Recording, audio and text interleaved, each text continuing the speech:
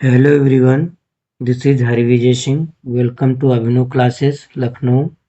We are talking about article writing. तो आज हम एक नए आर्टिकल को लेके आए हैं। Write an article on the topic importance of game and sport.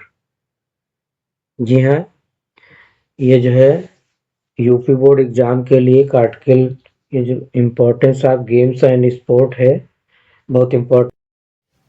ये लास्ट ईयर कई सालों तक पूछा गया है, इस साल भी इसके आने के चांसेस हैं। तो चलिए हम स्टार्ट करते हैं। Importance of game and sport in today's competitive times when everyone wants to be one step ahead of others। जैसा कि हम जानते हैं कि आज का जो समय है तो ये कंपटीशन का दौर है, कम्पिटिटिव टाइम है। इसमें जो बच्चा है अगले से दूसरे से वो आगे निकलना चाहता है, एक कदम आगे रहना चाहता है। तो there is no time for exercise, और जिसके लिए उसके पास कोई एक्सरसाइज के लिए टाइम भी नहीं है। Or sport similarly students in an attempt to stay ahead academically give more importance to their studies and examination result। क्या होता है कि बच्चा आगे निकलने के लिए वो पढ़ाई में बहुत ज़्यादा समय देता है। ये कह सकते हो कि वो रात दिन लगा रहता है, और वो केवल पढ़ाई के चक्कर में जो है अपना रिजल्ट बेहतर करने के चक्कर में वो केवल पढ़ाई के इर्द गिर्द ही रहता है, अपनी स्टडी के इर्द गिर्द रहता है। सम स्टूडेंट, जिसमें से सम स्टूडेंट क्या करते हैं, स्टडी 14 आवर्स आ डे, एक दिन में 14 घंटे बच्चा पढ़ता है।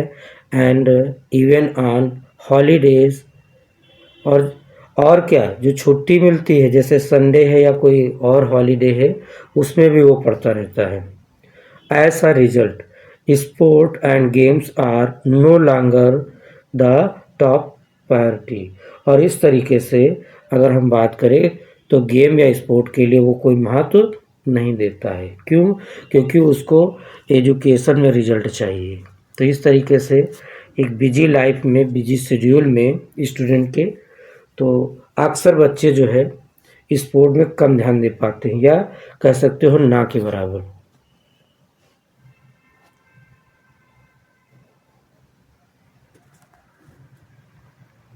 तो इस तरीके से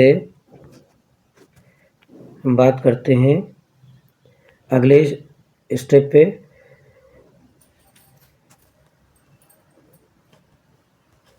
when not studying they are found sitting or using their cell phones। And जैसा कि आप जानते हैं आज सभी के हाथ में सेल फोन रहता है फॉर इंटरनेट एक्सक्लूसिवली। तो यहाँ पे क्या होता है कि जो बच्चा है वो इंटरनेट सेलफोन के का बहुत एक्सेस, उसका कह सकते हो बहुत ज़्यादा उपयोग करता है। Exercise game and sports are nowhere a part of their life. Student की जो लाइफ है उसका मैक्सिमम समय जो है इन्हीं में चला जाता है, और वहाँ पे एक्सरसाइज और गेम या स्पोर्ट के लिए कुछ ज़्यादा समय वो नहीं दे पाता है। हालांकि क्या है कि ये इसका हिस्सा होना चाहिए, लेकिन नहीं हो पा रहा है। Even while coming to school they prefer using a vehicle rather than walking. और जहाँ पे बच्चे को अपने कह सकते हो साइकिल से अगर उसको स्कूल जाना है तो वहाँ पे भी, या पैदल उसको स्कूल तक जाना है तो वहाँ पे भी वो जो है व्हीकल का यूज करता है। तो यहाँ पे भी वो स्पोर्ट्स से दूर है, या कह सकते हो गेम से दूर रहता है। तो this decreasing interest of student in sport and games is worrying. यहाँ पे एक चिंता का विषय बनता जा रहा है। यहाँ पे स्टूडेंट की जो इंटरेस्ट है वो भी यहाँ पे घटता जा रहा है। तो इस तरीके से क्या है कि आज जो हमारी बिजी लाइफ है, स्टूडेंट की जो बिजी लाइफ है बच्चों की, तो वो कहीं ना कहीं स्पोर्ट से दूर होती जा रही है। तो we all must understand the importance of and for sports and games in our daily lifes. और जबकि हमको क्या होना चाहिए, ये हमारे लाइफ में एक हिस्सा होना चाहिए, इम्पोर्टेंट होनी चाहिए, नीड होनी चाहिए स्पोर्ट की, गेम की। और कब हमारे आवर डेली लाइफ में होना चाहिए। तो क्या है कि जीरो फिजिकल, यहाँ पे देखते हैं, zero physical activity leads to a variety of health problem such as obesity, brittle bones, underdeveloped muscles et cetera. अगर हम बात करें इसके कारण के क्या है कि अगर वो कुछ नहीं करेगा, जीरो फिजिकल उसकी एक्टिविटी रहेगी, तो क्या होगा कि अब वैरायटी ऑफ हेल्थ प्रॉब्लम्स, कुछ हेल्थ प्रॉब्लम होने लगेंगी। सच एज एबिस्ट्री, मतलब कह सकते हो मोटापा, या ब्रिटल बोन्स, जिसमें क्या होता है कि हड्डियां उस तरीके से डेवलप नहीं हो पाती, कह सकते हो एक हड्डियों का मुड़ना, या जिसको भंगुर बोलते हैं। और अंडर डेवलप्ड मसल्स, और उसकी मसल्स क्या हैं, वो भी ज़्यादा विकसित नहीं होती हैं। तो ये सब समस्याएं आने लग जाती हैं।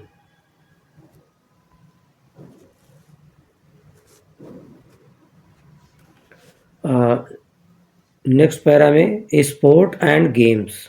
तो हम बात करते हैं अभी हम स्पोर्ट और games not only improve physical and mental health, but they also inculcate discipline in student. यहाँ पे क्या है कि स्टूडेंट की लाइफ में जो खेल कूद हैं, या कह सकते हो जो व्यायाम है, तो हमारे मेंटल हेल्थ को, यानी फिजिकल के साथ साथ वो मेंटल को भी जो है बच्चे का जो है कह सकते हो कि इम्प्रूव करेगा। और इससे क्या होगा कि बच्चा जो है डिसिप्लिन भी होता है। अगर गेम में इंटरेस्ट लेता है, स्पोर्ट में इंटरेस्ट लेता है, तो बच्चा क्या, वो डिसिप्लिन हो जाता है।